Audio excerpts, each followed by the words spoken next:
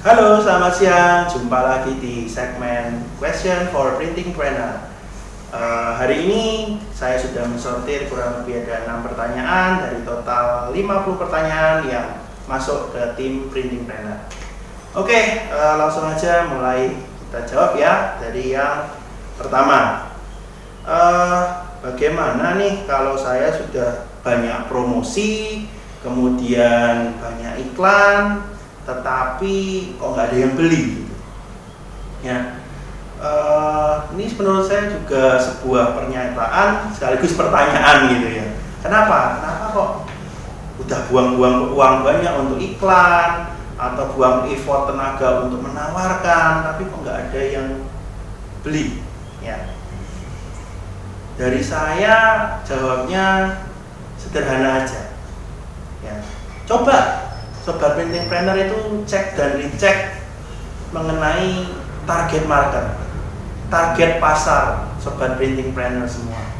Saya yakin dan percaya bahwa di semua bidang usaha, nomor satu pasti tentukan target marketnya siapa. Ya, target marketnya siapa? Ya.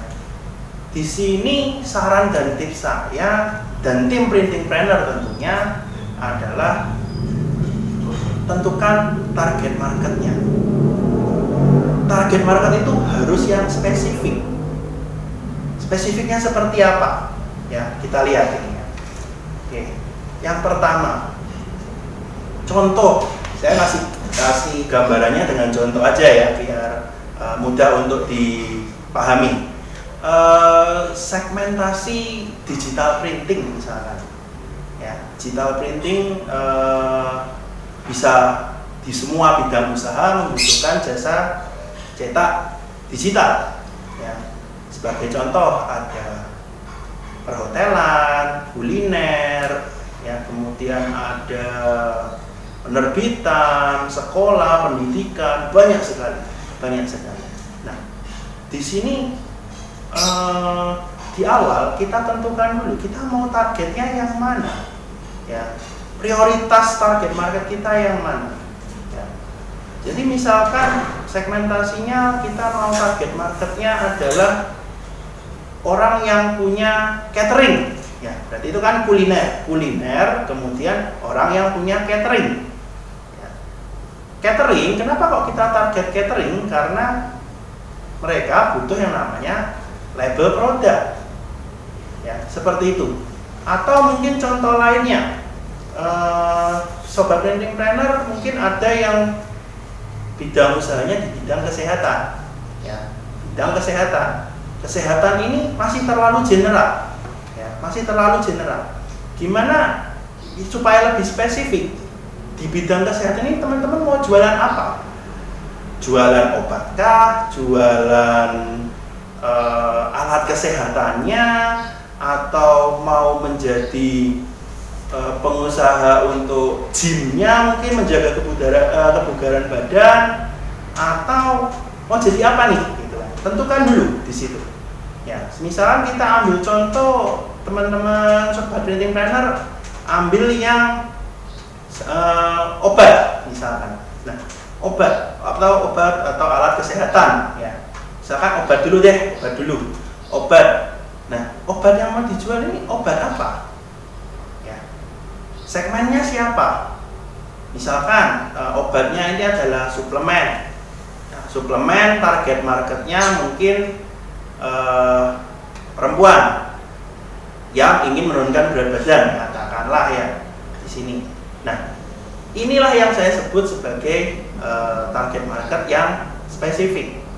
Ya, perempuan yang ingin menurunkan berat badan. Ya, di sini marketnya masih cukup luas. Ya. Spesifik tapi tidak terlalu spesifik. Kenapa demikian? Saya kasih contoh. Misalkan perempuan yang ingin menurunkan berat badan, tetapi teman-teman Sobat Printing Planner menarget perempuan yang ingin menurunkan berat badan dan pecinta kucing.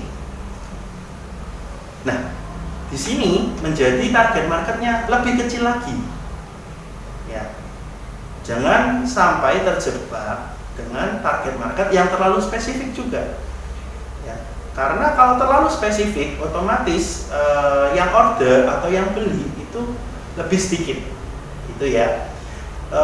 Kemudian untuk yang berikutnya adalah target market itu adalah target market yang mampu membeli dan mau membeli produk Sobat Branding Planner semua.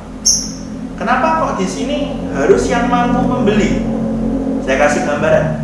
Contoh, misalkan Sobat Branding Planner di sini menjual lagi-lagi misalkan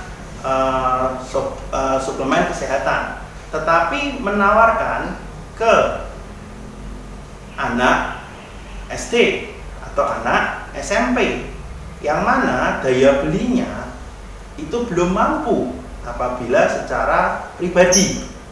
Ya, kalau dibelikan oleh orang tua itu lain cerita, tetapi kita lihat pribadinya dulu. Ya, apakah sanggup untuk membeli produk Sobat Branding Planner semua? Itu ya. Oke, bicara soal target market yang spesifik, yang mampu membeli dan mau membeli, tentunya di awal atau mungkin sekarang Sobat Branding Planner yang sudah punya usaha, yuk cek dan dicek mengenai yang namanya riset. Ya, kita perlu melakukan riset. Ya, perlu melakukan riset sebenarnya customer ideal untuk jasa maupun produk Sobat Branding Planner semua itu adalah siapa? Ya, risetlah terlebih dahulu. Ya, risetlah lebih dahulu. Lalu mungkin di sini Sobat Branding Planner pasti bertanya, ideal customer ideal saya itu seperti apa?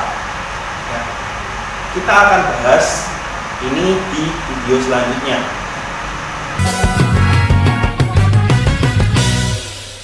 Sekali lagi, untuk awal kita harus menentukan target marketnya.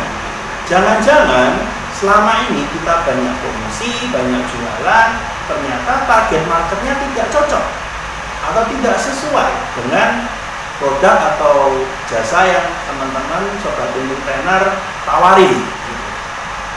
Ya, oke, jadi jawaban dari sesi kali ini mengenai saya sudah banyak promosi, sudah banyak jualan, tetapi kok nggak laku-laku.